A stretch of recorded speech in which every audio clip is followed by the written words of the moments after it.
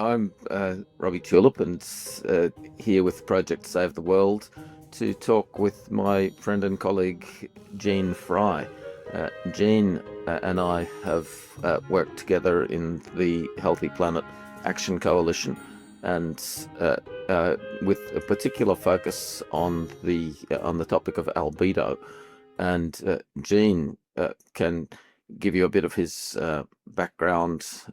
PhD with Cornell, I believe, and uh, quite an interesting scholarly career, but taking a really interesting scholarly approach on the problems of climate change and the role of, for example, clouds and the darkening of the earth as a primary driver of climate change. And so we'll just be able in this call to delve into some of Jean's work on albedo, the reflectivity of sunlight, and how climate change has been changing that, and how that has been a major feedback reinforcing climate change. So, Jean, could you say a few words to introduce yourself, please? Yes, I grew up in Fayetteville, Arkansas, valedictorian at the University Town City High School. Went to Cornell University for undergrad, went away for 11 years, came back for a master's and PhD. PhD wound up being resource economics, money meets the environment. Worked on economics and nuclear power plants for my dissertation, solar energy before that. And most of my paid career was focused on evaluating savings and enabling those from electric energy efficiency programs, mostly in Massachusetts, some in Connecticut, partly for state government, partly for private enterprise. And I retired when I turned 63, 14 years ago, I guess. And I'd been studying climate change in one sense or another since 36 years ago, shortly after I got my PhD. Went to a lecture by David Rind, whose boss was Jim Henson, and he presented a paper they had in process looking at doubled CO2, 4.5 degrees Celsius warming, 30 to 50% reduction in food, and a whole lot of other things that went along with that. And that has held my total attention for 36 years, mostly on the sidelines until I retired. Uh, my Yeah, next, so you gave a talk to the Healthy Planet Action Coalition in February with the title of Albedo Feedbacks Dominate Current and Future Warming to 5 degrees Celsius or more. And that's a really surprising title because like the usual assumption of the climate action community is that it's new emissions that are dominating warming, and yet so there's this distinction in climate science between forcings and feedbacks, and that is when we take an action to add carbon dioxide or methane to the atmosphere that forces the temperature to rise through the greenhouse effect. But the greenhouse effect then has these feedback processes, and the main feedback process is that the planet is getting darker. That is, that when, for example, 90% of the heat from global warming is physically going into the ocean, and then the ocean is heating up as a result, and it heats up the air above the ocean, and that causes the clouds. There are big cloud banks over the ocean, and it makes those cloud banks start to dissolve. And you've done some really interesting research on that, Gene, and that so the dissolving of the cloud bank, that then is what's called a climate feedback, because as the cloud dissolves, more sunlight gets through to the ocean. That heats up the ocean even more, which then dissolves the clouds even more. So it's an accelerating, self-reinforcing process, and it's really hard to for any action on carbon to have any effect on that feedback process. So it's got really interesting questions for climate stability and climate policy. Well, I've been learning a lot as I go. I've not had uh, climatology training, but I've certainly noticed that based on work by George Seleutis operating out of NASA, I think that's published uh, in late 2024 and sort of an update in early 2025, was showing that the cloud cover over the Atlantic and Pacific Oceans had been decreasing over almost all this time period from 1984 to 2019. Uh, After the first 2 years, it was decreasing almost uniformly, if not, there were some ups and downs, but basically down. And I thought that the process that you had described 3 minutes ago was a good candidate to be the main driver of that. Um, I did, however, do a uh, multiple regression analysis, basically a trend line, uh, and found that the cloud cover, the decrease in cloud cover correlated better with time than it did with sea surface temperature. And I was puzzled, and I brought that up in another group not very long ago, NOAC, which you're probably also acquainted with, and said, I wonder if something else is going on. That was just 2 weeks ago. And a fellow named Brian von Hertzen, who said, well, the plankton which produce cloud condensation nuclei out the oceans have been declining, and there have been less dimethyl sulfides, mercaptan, and a third substance that I don't remember the name of, and that could explain some of it. And I was thinking today about what else is going on during that time. And another thing that was going on is that in general, a lot more sawtooth, humans have been reducing our own sulfur emissions, which is another important source of cloud condensation nuclei. And it's often somewhat hard to separate that from cloud trends. And I suspect that the process that you outlined is an important one, but at this point, I'm skeptical that it's the only one involved. And it's not that I feel confident in uh, saying X is due to this process you described and Y is due to um, our declining sulfur emissions. Z is due to declining emissions from plankton. There may be other factors involved, and my research has not progressed far enough to partition among what are suspected reasons for that going on. But what is really key is this is very real. And what happens, it's easier to understand the feedback loops if you look at a different albedo source, which is snow and ice.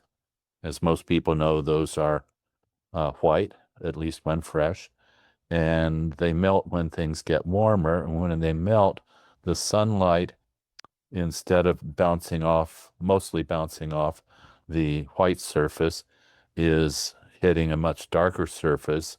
In the case of sea ice, that's water underneath, which absorbs most of the incipient sunlight, and that speeds up the heating especially under where the sea ice was, which leads to more melting sea ice. And on land, it's a similar thing with the snow. And those are better known examples where the temperature feedback is very well established. And I think there's a temperature feedback basically when the world was getting hotter, clouds were getting fewer, and that was terribly widespread.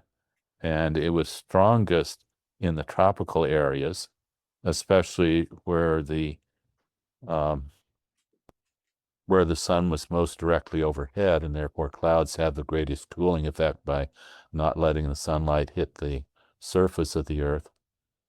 Um, Yeah, look, let me leave so it to you for a minute. yeah, so James Hansen made this slide, inferred contributions to reduced Earth albedo from his 2025 article, Global Warming Has Accelerated. Are the United Nations and the public well informed? I've added the percentages just to help understand the numbers, but what he started with was saying that uh, the snow and ice measurement and the ship measurement, that is that the International Maritime Organization decreed in 2020 to remove sulfur from shipping fuels, that those factors are quite well known, and it leaves the remainder, this 62%, as clouds. That is so that the darkening of the Earth from 100 watts reflectivity per square meter at the turn of the century to now below 98 watts, so like a 2% darkening by that measure, is mainly from this cloud dissolving problem. And as you explaining, Gene, the attribution of the causes of cloud design is still quite understudied and not well measured and scientifically understood. Like James Hansen commented that there had been proposals to improve the scientific study of ocean clouds, but they'd not been funded with satellites and so on.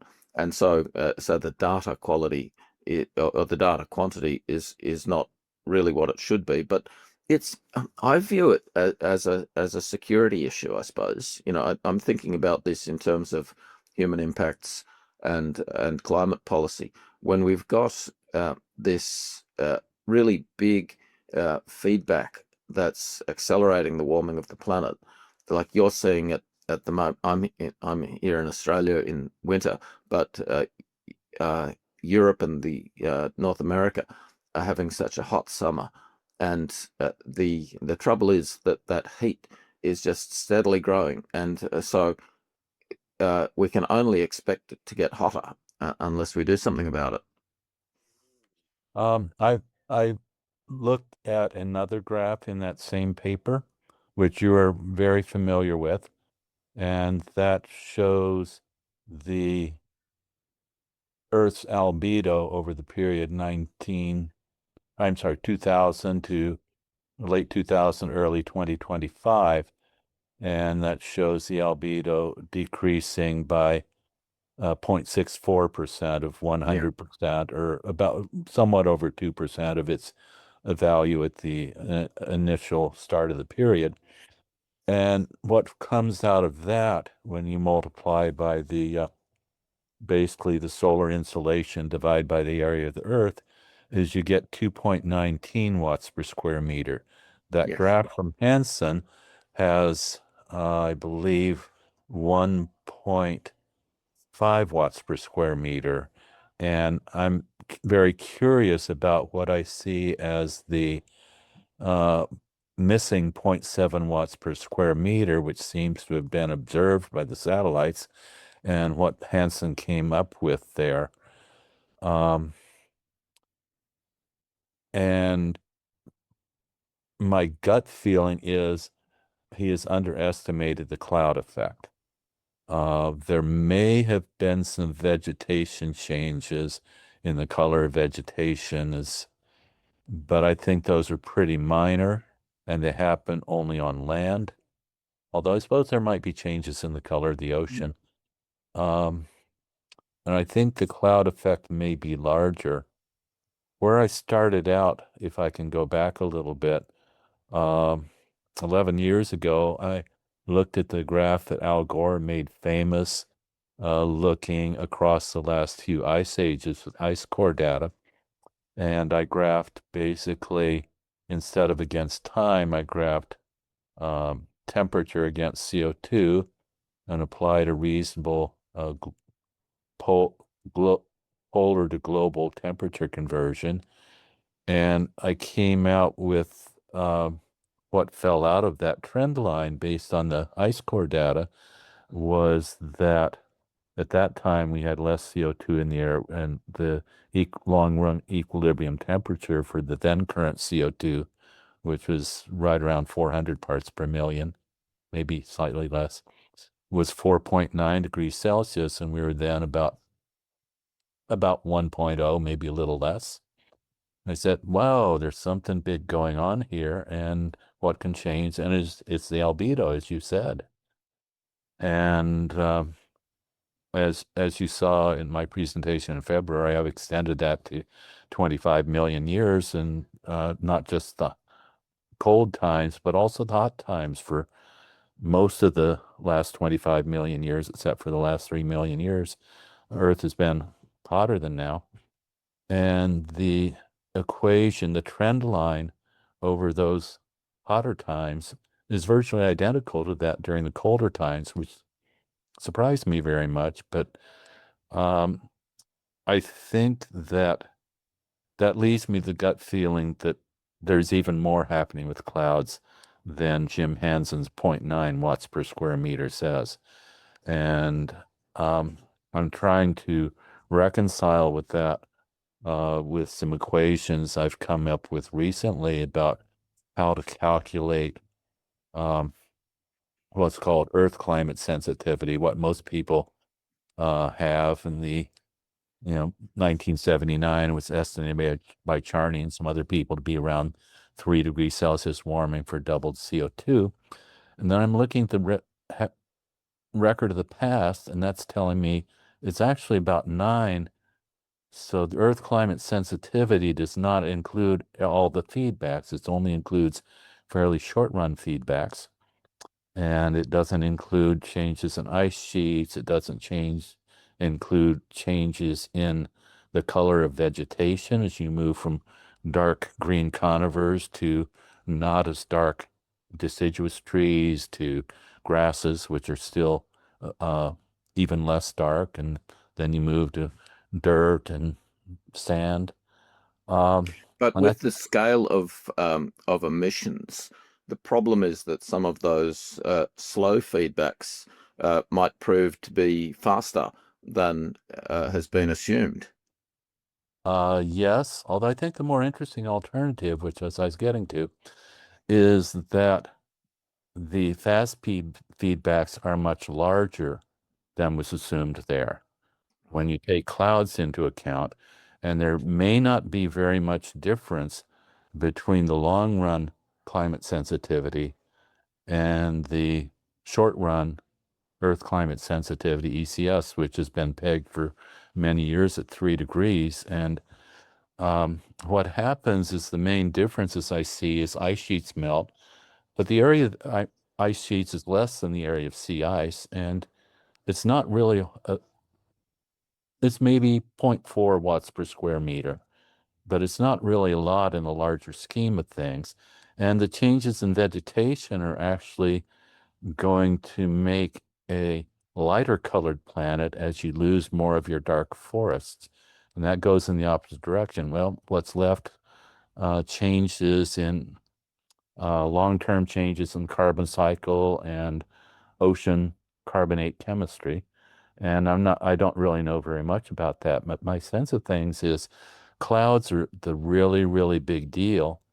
And the other things that have used to be the gap between 3 degrees short run climate sensitivity and 9 uh, long run after tens of thousands of years, hundreds of thousands of years is not that great. Some of the recent Earth climate system models or climate models have been estimating the short run, the ECS, which has been taken to be 3. They're estimating almost 6. Hansen estimated 4.5 or 4.8 recently. And I think it may well be very much higher than that, due primarily, or maybe even almost entirely to clouds. So I said, it appears to me that Hansen left out what was the difference between the 1.5 he got from the ships, the clouds, and the ice snow. and the 2.19, which is a change in the albedo over that, what I thought was the same time period. Um, I Sure. haven't done any Yeah. calculations by that, but Look, this is just so interesting and important, Gene, for climate policy and climate science, because what we've got is this problem of Earth energy equilibrium and climate sensitivity, which the official policies are that is the consensus scientific agreement through the Intergovernmental Panel on Climate Change uh, seem to be quite complacent against what the science is saying now, and I'm really interested in the problem of committed warming. That is, the idea that if we if we look at what the temperature was in the past when the Earth had the current level of greenhouse gases and compare that today, then there's an underlying pressure for the temperature to rise to that equilibrium, and that means that the warming that we've had so far from the current level of greenhouse gases is not all of the warming that level is going to cause. And very much so, just very, very much so. and so that raises a real problem with the scientific discussion around what's called the zero emission commitment. So there's been a this modeling method within the IPCC and the scientific community to just do an imaginary thought exercise. If we suddenly stopped emitting uh, CO2, what would happen to the temperature? And there's this supposed consensus view that the temperature would go down, but my hunch is that the temperature would actually keep going up for quite a while, and then you have to factor in I think that the historical record is there's no way it's going down. It's going up. It's going way up. The climate record is clear, and they've got a bunch of wishful thinking if they think you stop putting carbon in the air either by 2050 or even immediately. Um, the temperature now is more than two-thirds driven by the albedo feedbacks. When we stop putting climate in the air, it'll be all driven by the albedo feedbacks. The albedo feedbacks are quite large. And certainly they've had this idea in the past that stop putting carbon in the air, things will be fine. Well, um, they won't be fine. Mm. They're going to eventually get up to what happened the last time we had this much CO2 in the air, which is basically 9 degrees. Um, we're at about 1.4 now. at And much higher sea level. yeah, the sea level will rise more slowly, I think, than the temperature does because there's a lot of thickness of ice.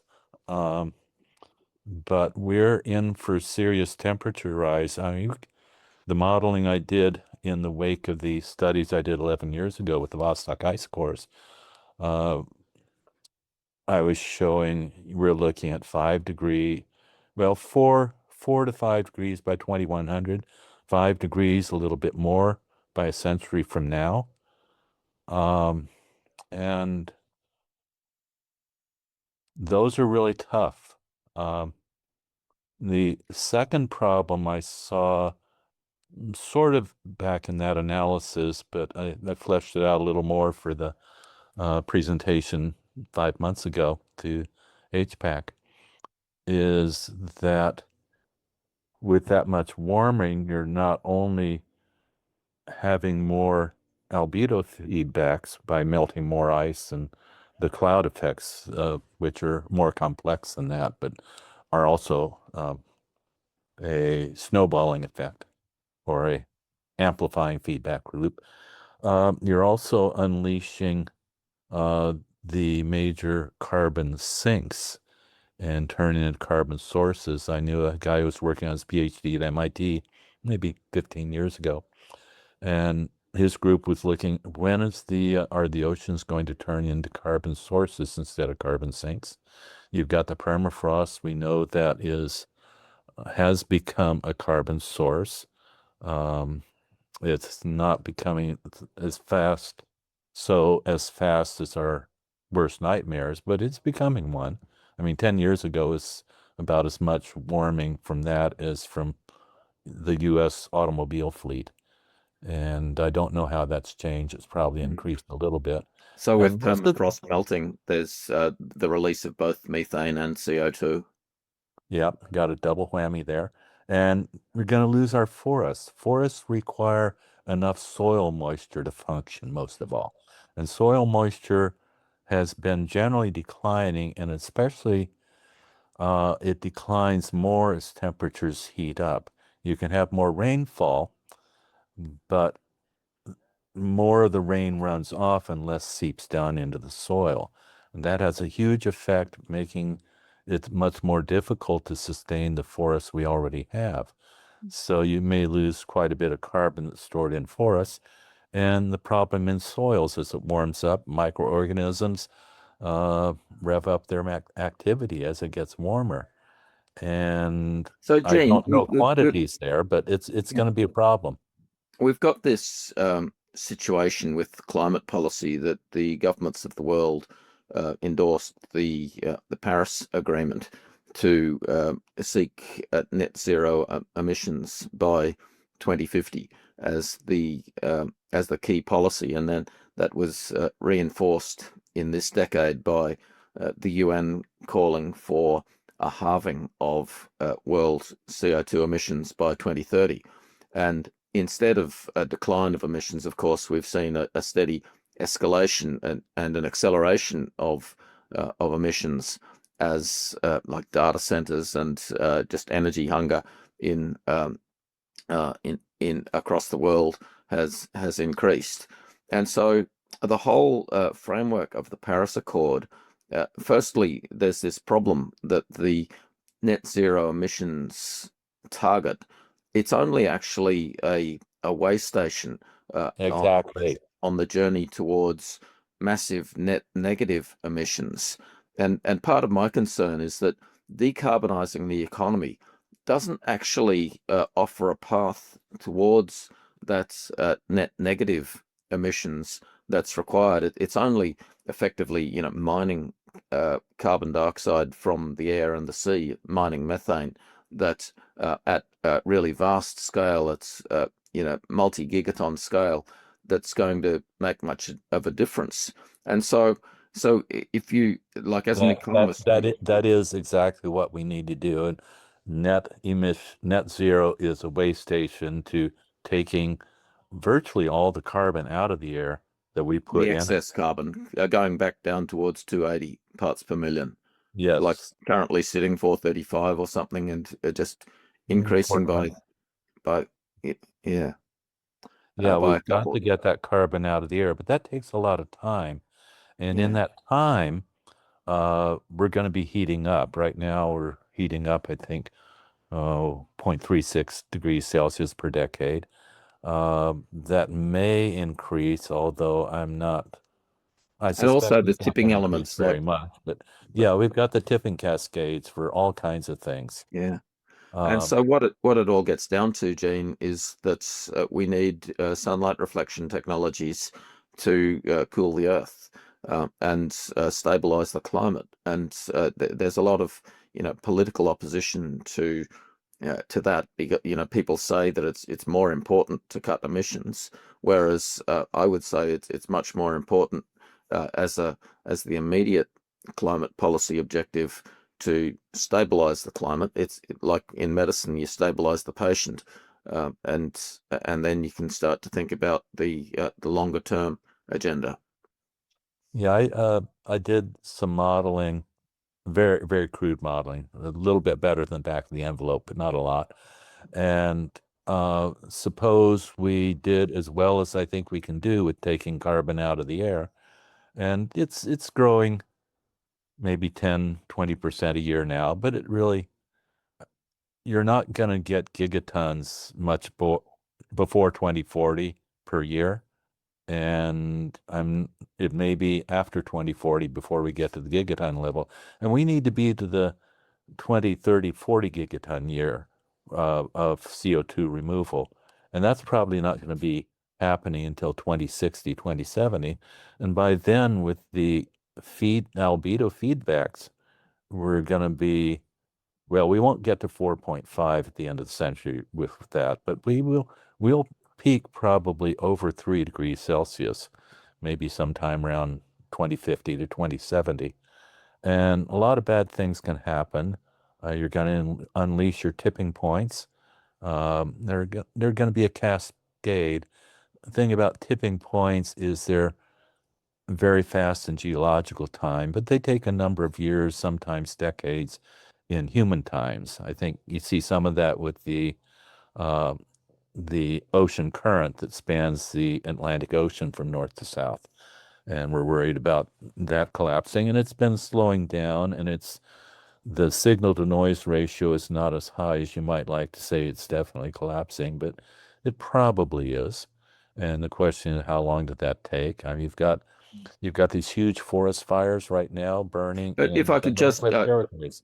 just pick you up on the AMOC collapse, so the Atlantic Meridional overturning circulation. Right. What I worry about, Gene, is taking a precautionary approach to these vast natural systems, and we just don't know what the impact of the sudden massive carbon pulse that we've introduced into the system will be. Like it could be that the impact of anthropogenic warming on the natural systems is is bigger than we have modeled. That the system could be more fragile and sensitive than we assume. And so the precautionary approach, like when you next to a cliff, you step back from the cliff, or you make sure that there's a fence. But it's like we're sort of teetering on the edge of the cliff without any guardrail, and where the precautionary approach should be to do what we can to slow down the warming as much as possible in the cheapest, most efficient ways that we can, because we just don't know what all of the, like things we mentioned permafrost before. It could be that all of that extra methane and CO2 that's melting out of the permafrost could just completely swamp all of the climate benefit of our emission reductions. That's very true, and I certainly worry about the oceans becoming a carbon source as they warm up. Gases are less soluble in water as it warms up, and that's where most of the carbon is. It's not tied up in rocks. But I think the main driver here is changes in the albedo, and those will continue to be multiples of the effect from the greenhouse gases themselves. And you're going to, as I think we both know, basically hell breaks loose on the route to past 3 and up to 4 and even 5 degrees. And, Just on that, Gene, I think it's important to draw an analogy between a person and the planet to say that, when you've got a fever of 1 degrees Celsius, you can still function.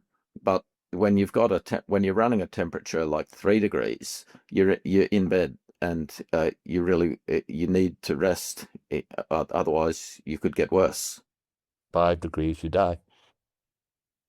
Is that about right? Uh, Yeah, probably. yeah, yeah, and so like if we're just complacent, running a marathon despite having a 1.5 degree fever, it's a very high risk, and we ought to be a lot more precautionary about temperature. Yeah, while we need to take all that carbon out of the air, And we need to stop emissions, which is our legacy emissions are so large that that's priority number 3. Second priority is to take all the carbon out of the air, but that by the time that's well enough underway to be consistent with uh, something like we grew up with climate, you'll have too much coming up from the carbon sinks, terminating carbon sources, beginning with the ocean, going through permafrost. So yeah, it's just terribly important to uh, reverse the albedo loss. And when I describe this to various people I meet, I often describe it as rebuilding clouds. Except the most important of those, you can do marine clouds, which are closely akin to the ship contrails we lost with the International Maritime Organization regulations. But you have ships dedicated to do marine cloud brightening. You can use airplanes or rockets of some sort to put cloud condensation nuclei in the upper troposphere and get your molecules of water vapor, which is an important greenhouse gas, and get those glommed onto ice crystals so you don't have very many water vapor molecules in the upper troposphere and you can allow more radiation to escape. But I think the most important is to put clouds in what might be called clouds in the stratosphere, where the fallout ratio is on the order of a year instead of a week. And I think maybe you mentioned stratospheric aerosol injection earlier. That seems to have the biggest bang for the buck. And that combined with the other methods, which can do their own smaller pieces, has the potential to hold the peak um, temperature to not very much more than 2.5 degrees Celsius. And that's considerably hotter than now, but when you combine that with taking the carbon out of the air we've put in there over the last century and a half, but especially in the last 20, 30 years, um, you can bring that temperature curve down to something that's sustainable, and probably by the end of the century, bring it down to what it is now. And it will continue on that downward trajectory as we keep the cooling on, and a larger and larger portion of the CO2 we put in the air, we've taken out as years go by. It's a very big chore. And, if all we do is cool Earth off and we don't take carbon out of the air, we fail. Kapoof. Yeah, that's exactly right, Gene. And yet I think that there needs to be a fundamental review of climate policies, because I completely agree with you that stratospheric aerosol injection has to be the primary cooling technology, because it's the only one that's quite simple in um, in technology, in effect. There are questions around side effects, but the situation is that the disease is so much worse than the side effects that not to do stratospheric aerosol injection is the equivalent of refusing modern treatments for cancer. And so it's incredibly dangerous. The patient can die when they just rely on treatments that don't work. And unfortunately, that's what the climate um, uh, policy community has determined, that like the consensus view is that it's more important to subsidize energy reform than to stabilize the climate. That's the effect of the moral hazard logic that says we must prevent any physical action to restore planetary albedo, because it will undermine the subsidies that are going to wind and solar technologies. So like that's a sort of cynical way of putting it, but I think that's a politically accurate description of the current situation.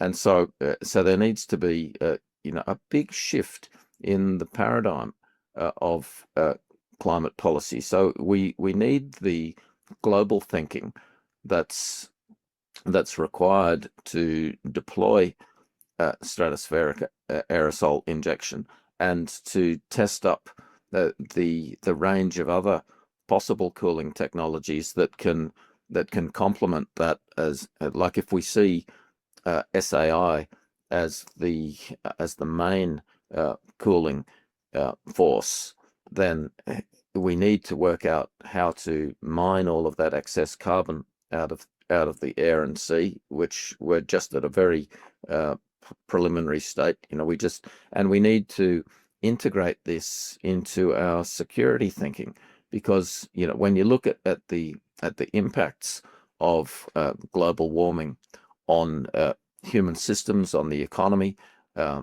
and society, and let alone the biosphere and biodiversity, it's just a really dangerous future that we're facing, that we need to take it. Like, cooling the planet has a big peace, security, prosperity dividend, I suppose. So that there's a couple of reflections. Yeah. One thing I like to bring up is analysis done by a fellow who has feet in both worlds, CO2 removal and cooling Earth off. His name is David Keith. And he and a couple of colleagues did a study a bit more than a year ago where they looked what's the effect on people dying, large scale, uh, of doing stratospheric aerosol injection and not doing it. And basically, you got 14 times as many people dying if you don't than if you do. Um, there would be modest problems. It's possible that some of the side benefits in terms of precipitation, in terms of ocean currents behaving much better for us, uh, would be some side benefits besides just the mortality. And it's likely to have beneficial area effects in some geographies and modest pretty one and modest disbenefits in other geographical areas. But I think on the overall, it's just so hugely, hugely better. And of course, it buys us time to take all that CO2 out of the air that we put in it. I can't overstate the importance of that enough. And the idea that we need to concentrate all our resources on not putting carbon in the air, we already have huge amounts. And that's driving, I mean, the equilibrium temperature for what's already in the air is close to 9 degrees Celsius. And probably the majority of that heating, uh, probably a good half of it, is going to be over the next century. And that's committed warming. Yes, and there's committed warming beyond that, but it's yeah, we get enough a century from now.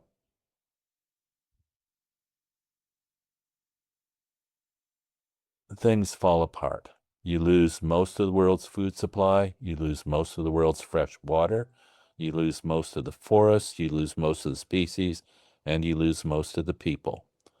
And that's a very, very high cost to focus just on the easy stuff, not putting carbon in the air. It's cheaper not to put carbon in the air than it is to put carbon in the air. That's, I mean, solar, wind are cheap, electric vehicles, heat pumps, whole 9 yards.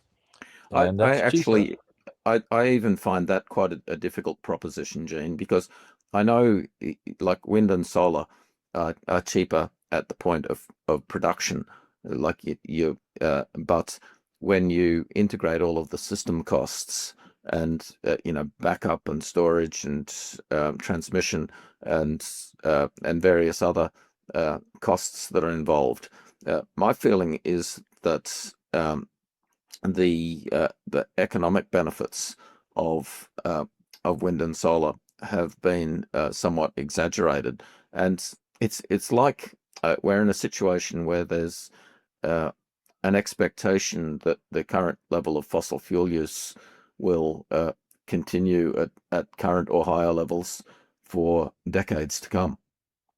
I And think it's that's really incorrect. right. Uh, So Fossil you fuel use is peaking now. It is on a plateau and it's barely different from what it was 3 years ago.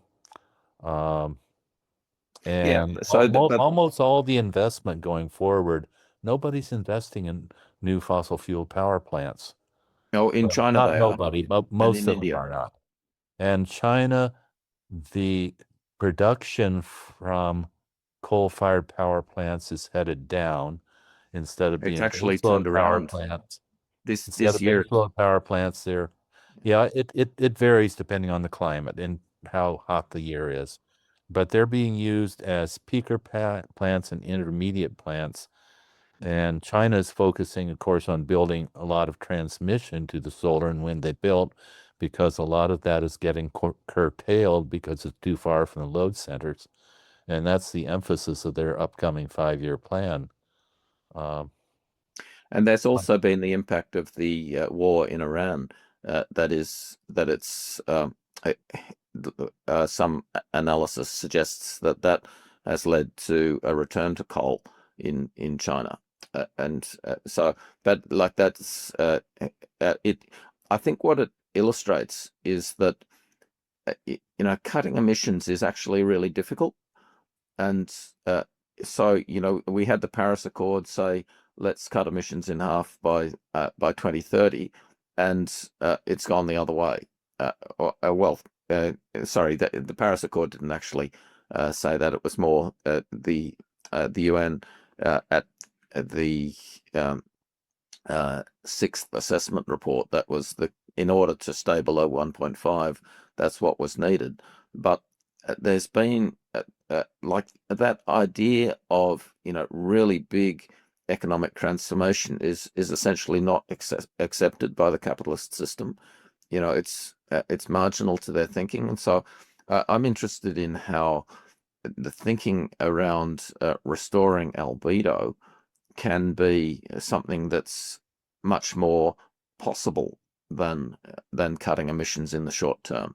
And so thinking about getting industries on board with the idea of supporting uh, the governance that's needed to advocate for cooling the earth. I think that's a great idea. We have a couple of in semi-industrial outfits, much smaller, that dedicated to albedo restoration, and they're planning on making some money from that. I think one has said they're using uh, calcium carbonate core with the silica gel, and they're doing it micro to nano sizes, so it'll stay up there. I This is think the Stardust company. another thing to talk about is risk. We've taken some risky course. We've been geoengineering Earth's atmosphere for many centuries, but especially in the last century or two. Um, and people are scared of geoengineering. I think we should stop that geoengineering of putting all the carbon in the air. Uh, but I think we need to talk about risk. And I'm not really very much of an authority on that. We have some other people in our orbits who talk the language of risks better, but we've Meta been and I taking. had a really good conversation with Sandy Trust, who's with the Institute of Oh, Actuaries yes. in the UK, and actuaries have a very strong focus on risk, and so they are receptive to the argument that the um, that the risk analysis is not between um, intervention and um, a previous stable climate. It's between intervention and what would be the outcome without the intervention. So what's known as a risk framework of Uh, analysis. that's what I was talking about with David Keith's analysis, in terms of Yeah, more, more. so the risk of not proceeding with cooling vastly exceeds the risk of proceeding.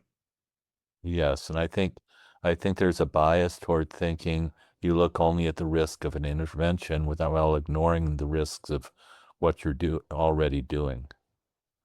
And I think that's underlaying so much of the thinking that gets related to politicians. If you want to do something else, you ignore the cost of what you're currently doing.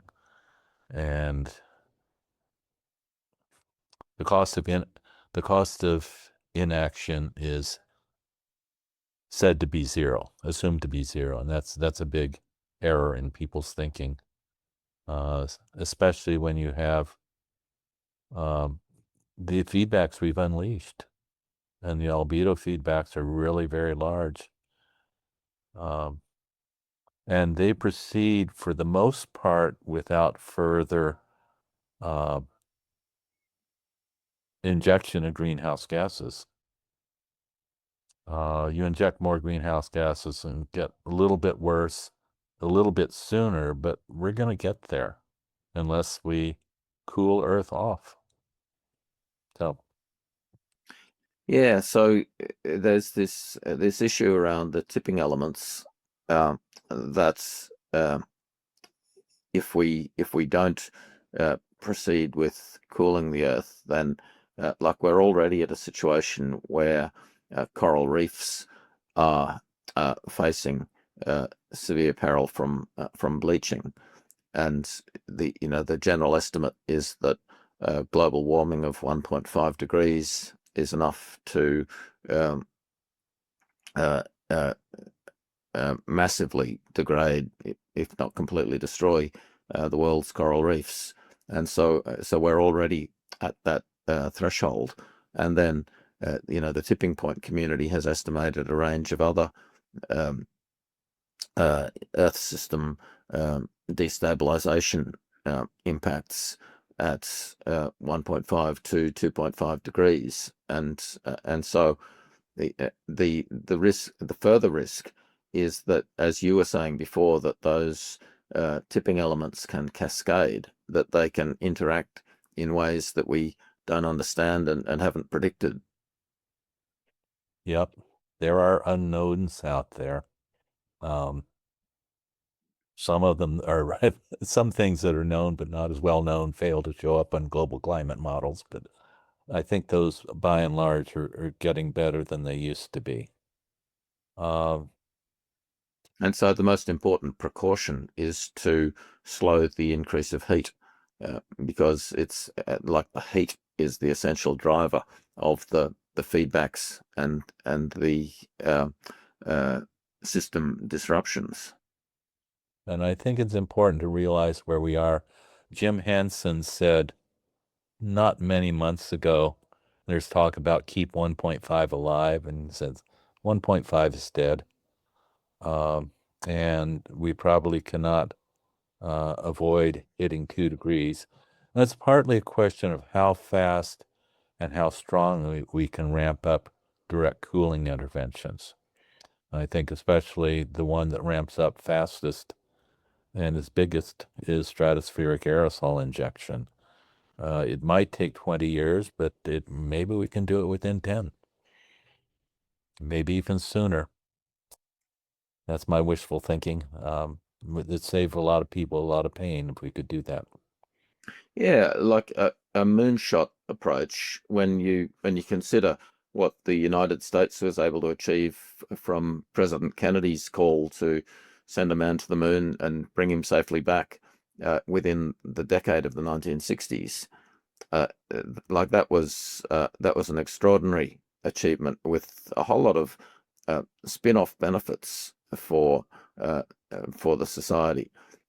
And if we had visionary leadership today that said we we aim to uh, stop temperature rising within a decade, then that would and then bring temperature back down uh, towards the stable long-term temperature of the Holocene in which our economy and society evolved.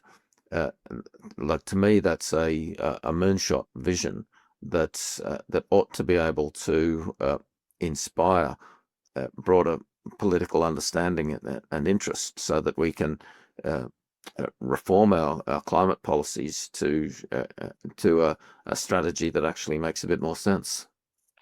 Well, I think of put the right incentives in. You've got Stardust and Making Sunsets, the two corporations I alluded to earlier, working on stratospheric aerosol injection.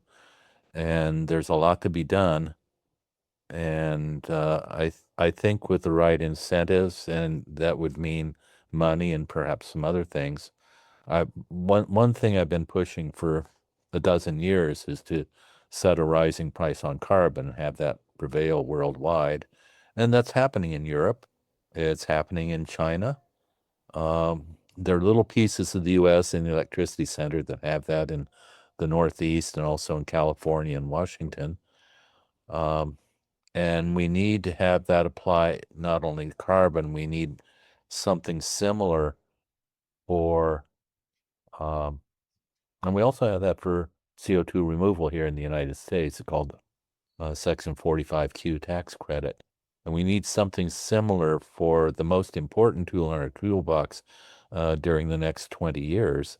And that is, of course, rebrightening the earth, um, rebuilding clouds, as I call it. Yeah, and I think of it as I've said before, that an Albedo Accord modeled on the Montreal Protocol for ozone depleting substances can provide the governance and advocacy and cooperation that's needed to advocate and test and deploy sunlight reflection technologies, because the problem is that the disinformation campaigns that have sowed fear and hostility towards sunlight reflection methods need to be overcome through a public information effort, in order to build the constituencies of support and the public understanding of the of climate policy. And so an Albedo Accord is something that can bring together business with science and government to engage, especially I think with the countries who see the greatest peril from global warming for them, and then build that into a, a globally accepted approach that can deploy stratospheric aerosol injection and other cooling technology. Look, okay, so Jean, we're ready to wind up. So let's. Would you like to provide us with a concluding statement that reviews some of our conversation and summarizes some of the implications? We need to put rebuilding Earth's albedo, rebrightening Earth at the top of our agenda. We can do it fast and save a lot of suffering and prevent or delay many of carbon sinks turning to carbon sources. We can use capitalism. We can be guided by an Albedo Accord. We need, of course, to remove basically all the carbon we put in the air over the centuries, especially in the last 50 years. And so the albedo enhancement cannot stand on its own, but it's the time-wise, it's the primary thing to do now. And we need to keep doing it until we've taken all the carbon out of the air we put in, including any future emissions. Thank you very much, Jean, and I really appreciated the conversation. I really welcome your very considered and learned understanding of the science that surrounds all of this, and I think it's a really vital contribution to the broader policy understanding. So I really hope that people are able to watch this talk. It'll be up on the Project Save the World website, and we really thank Massa and her team at Project Save the World for the opportunity to share this information. So thanks again, Jean, for joining us, and we'll conclude at that point. Okay. Well, thank you, Robert.